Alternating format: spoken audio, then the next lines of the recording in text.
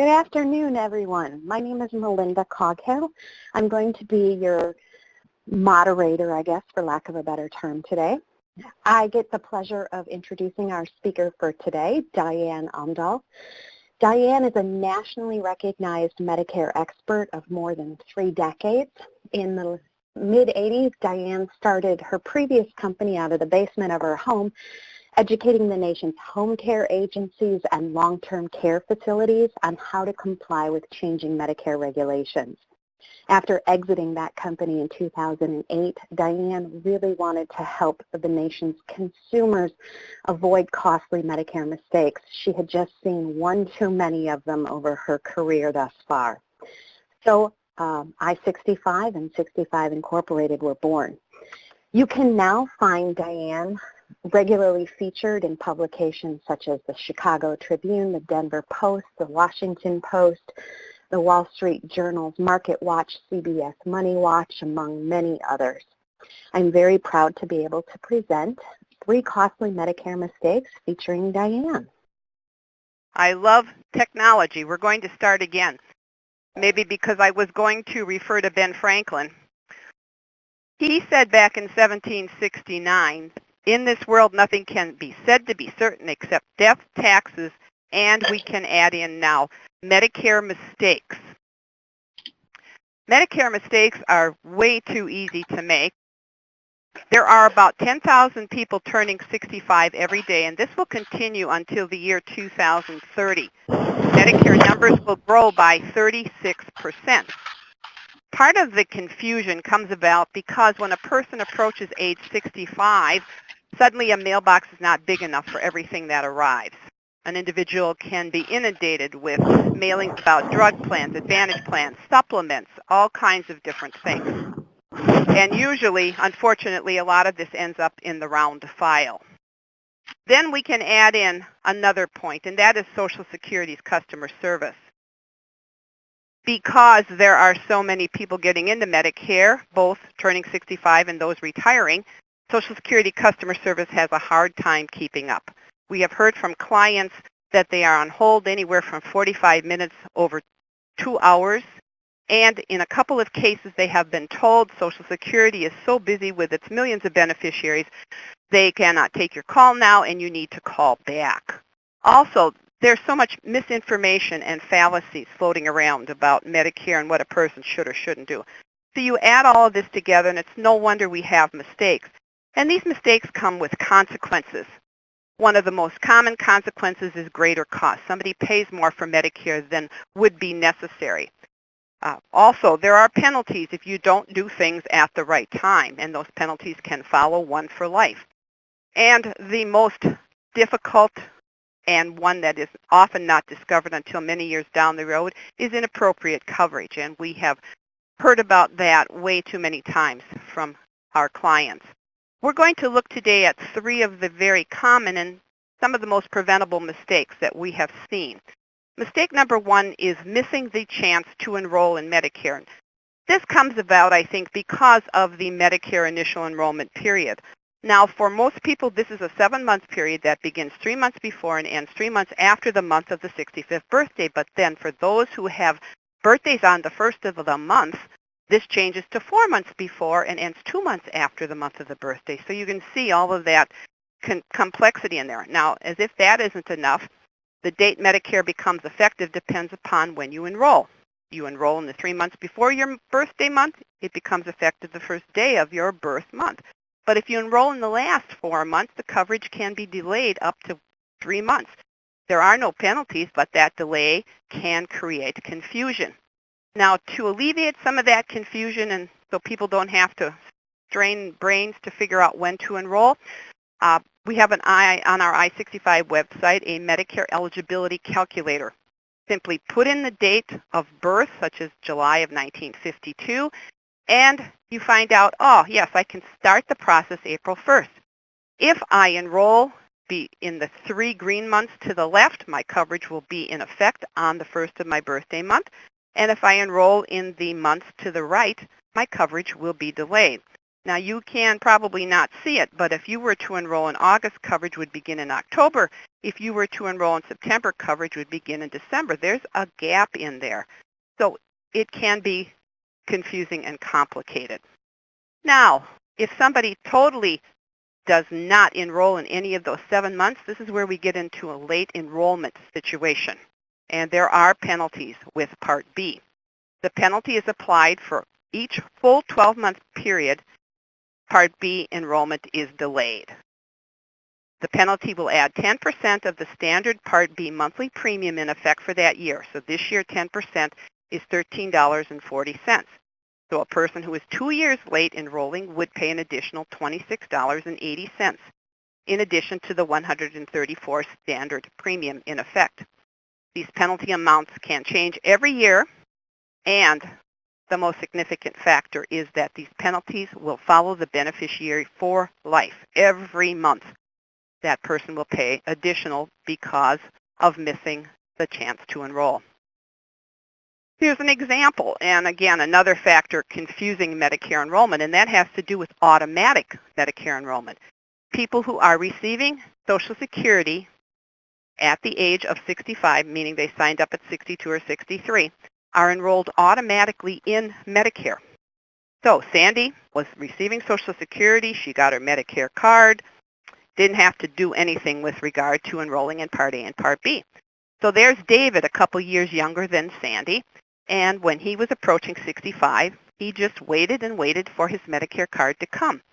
But it never arrived because he was not on Social Security. And guess what? He missed his initial enrollment period.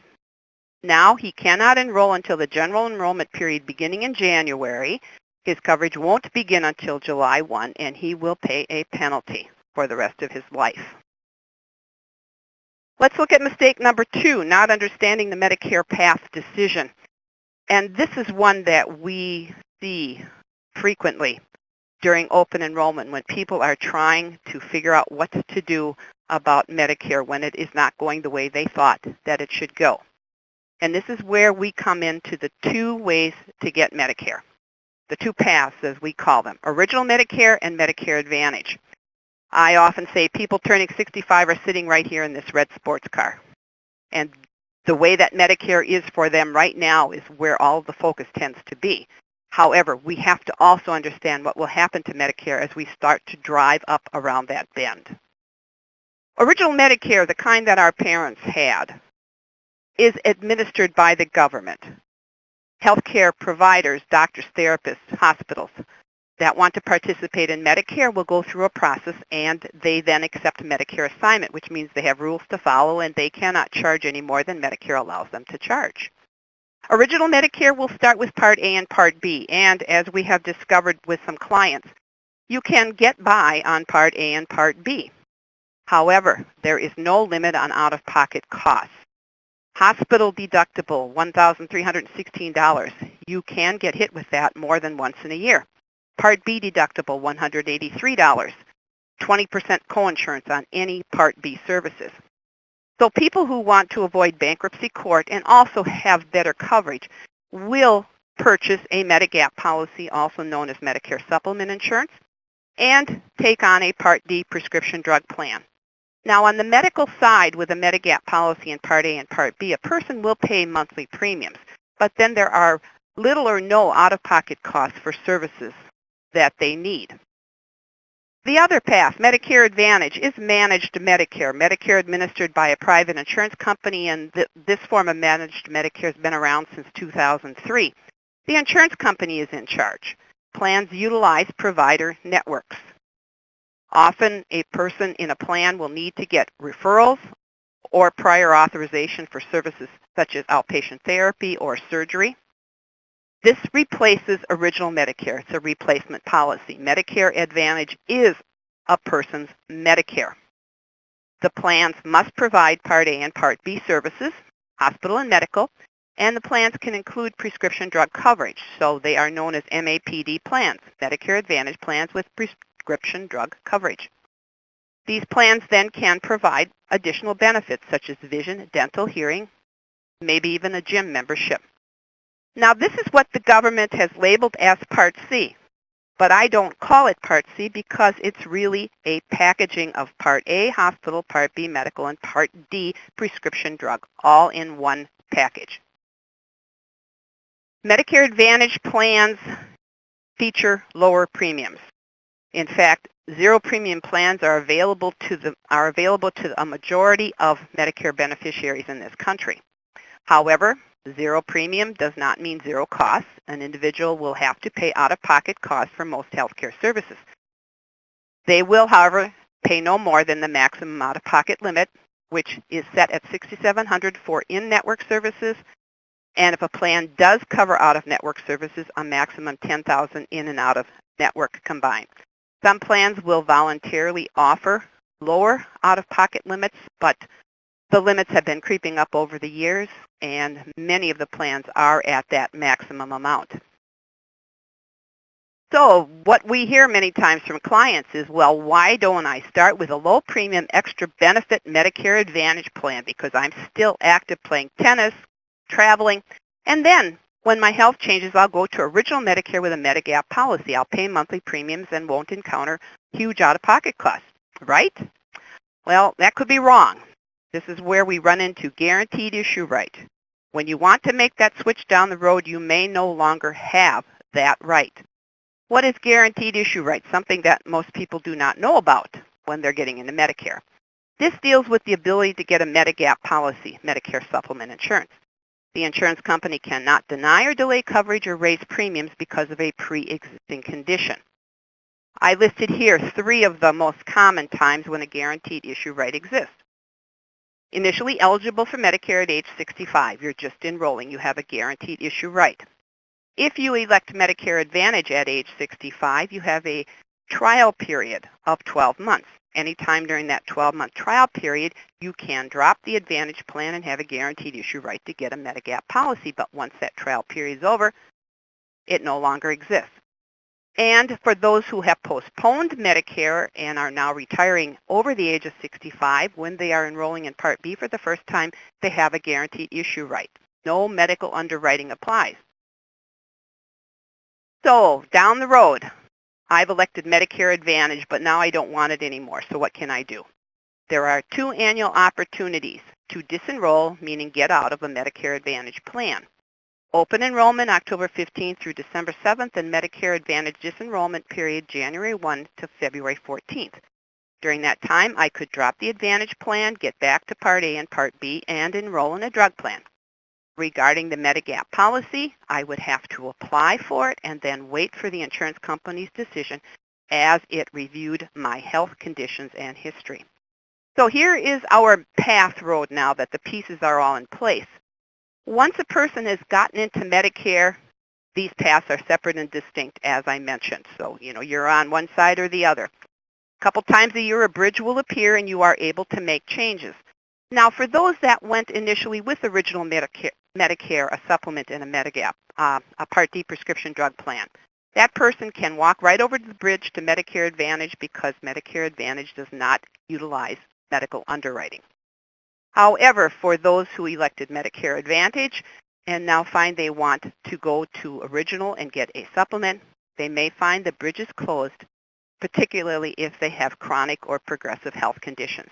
And I'd say that is a very difficult mistake to deal with because there are not many options. And we see here with Jane, she was happy with a zero premium Advantage plan and she had dental coverage, and then she got cancer. Within a couple of months, she reached her $6,700 out-of-pocket maximum and probably will for more years as she battles this disease. Her option, find a Medicare Advantage plan with lower limits during open enrollment. With her diagnosis, she would not be able to pass medical underwriting to get a supplement. Now, a few states have more generous rights, but 47 states have some form or another of guaranteed issue right in place. And education up front is what will help people understand and avoid the problems of Jane. Mistake number 3, paying too much for Medicare, and this is where financial advisors can play a very important role. We're going to talk about income-related monthly adjustment amount, which is IRMA for short. higher income beneficiaries since 2003 have paid more in premiums for Part B, and since 2011 they have paid more in premiums for Part D. Social Security will use income from 2 years prior to the current calendar year to identify higher income beneficiaries. On the tax form, Social Security looks at the adjusted gross income, which is line 37, and the tax-exempt interest income, which is line 8B, to come up with the modified adjusted gross income for IRMA purposes. If the income tops $85,000 for an individual who files a single return or $170,000 for an individual who files a joint return, Social Security will send a notice, "Welcome to the Higher Income Beneficiary Club." Now, when people are getting into Medicare, they may have been a high-priced CEO a couple years ago, but now retiring. And Social Security does recognize situations when income can drop, justifying a premium adjustment. If you lose money in the stock market or you gamble it away, that is not recognized. However, Social Security recognizes 7 events, and the most common being work reduction or work stoppage. When these events happen and it causes income in the current year to drop, the person can request an adjustment in premiums. And Social Security, after reviewing the documentation, will base premiums on the estimated current year's income instead of what happened 2 years ago. Of course, when the person files the income tax statement for that year, Social Security will validate the numbers. Another significant issue financial advisors should know about is IRMA and one-time income. Anybody who wins the lottery or the casino big time, in my book, can afford to pay for Medicare, but the other items listed on this screen, particularly IRA withdrawals and Roth conversions, can kick a person into IRMA. That one-time income will affect premiums for only 1 year, but as you saw, that can be a significant amount. Here we have Richard, turned 70 and a half in 2014. He realized in January that he needed to take his first RMD by April, and he would need to take a second one later that year. Well, the repercussions, these 2 distributions pushed his IRMA-related income way up. He will pay an additional $3,200 in premiums this year because of those RMDs. And because that will not go away, his lesson with financial guidance, he could have avoided such a big hit. You know, there are certain things you can do to minimize your risk, your exposure, and that's where financial experts can help people with Medicare. That was an overview of 3 of the most common mistakes, but as with many of the mistakes, they are preventable. And so with your clients, enforce the fact they need to learn about Medicare. We have clients who would just like us to tell them what to do, but they need to learn for themselves. They need to take charge of their Medicare decisions, and they cannot rely on friends or family or agents for advice. They need to get it from knowledgeable individuals. And then there is one final mistake we will talk about, and I'll give it back to Melinda. Thank you, Diane. So the one final mistake is simply for financial advisors to not provide their most valuable clients with the Medicare enrollment guidance that they need. I'm not sure if you are really aware of the scope of the problem, but 3.6 million baby boomers turn 65 each year. Of these people, 54% say they don't understand Medicare well or at all, making it very likely that they're going to make some sort of Medicare mistake. And whether it's picking, as Diane said, the wrong plan, the wrong type of plan, enrolling too soon or enrolling too late, Medicare mistakes are costly and often cannot be undone. In fact, using some of the experiences of our clients, we've extrapolated their experiences to the national population and determined that basically these seniors are making almost $1 billion in Medicare mistakes annually. That's a lot of money. Why is this happening? Well, you saw just a bit of why this is happening. Seniors today are forced to become Medicare experts. Even though Medicare is 51 years of age, the way that people enroll in Medicare is almost identical to the process of the 70s or the 80s. In the 70s or 80s, all a person had to do was turned 65 and they were automatically enrolled in the program. Unfortunately, today there are almost hundreds of decisions that a person needs to make before they can accurately and effectively enroll in Medicare. Yet there are tools or resources that really help them the way they need to be helped, which is why you see them turning to you. They're trusted advisors. They're financial professionals. Unfortunately, to help these professionals, help your clients, you really haven't had resources to help them until now. That's what I-65 is. I-65 is like TurboTax for Medicare enrollment. It empowers you to provide your clients with customized, expert, unbiased Medicare enrollment guidance. It's fast, simple, expert, and unbiased. With this tool in your toolbox, you essentially become your client's Medicare enrollment hero. You differentiate yourselves from your competition. Very few people today in the financial planning space can say, I can help you with your Medicare enrollment decisions myself without turning you over to an insurance agent whose main job is to sell you something.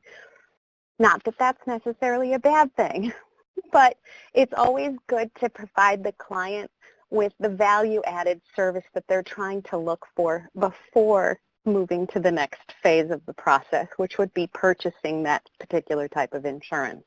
You strengthen relationships with existing clients, and through IRMA alone, as you learned previously, you can save your clients thousands of dollars in Medicare mistakes.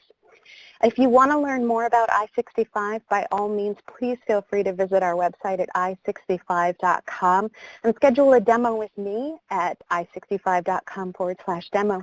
Otherwise, thank you so much for participating with us today. We'll be putting a recording up on our website and sending you a link as well in case you'd like to go back to review anything.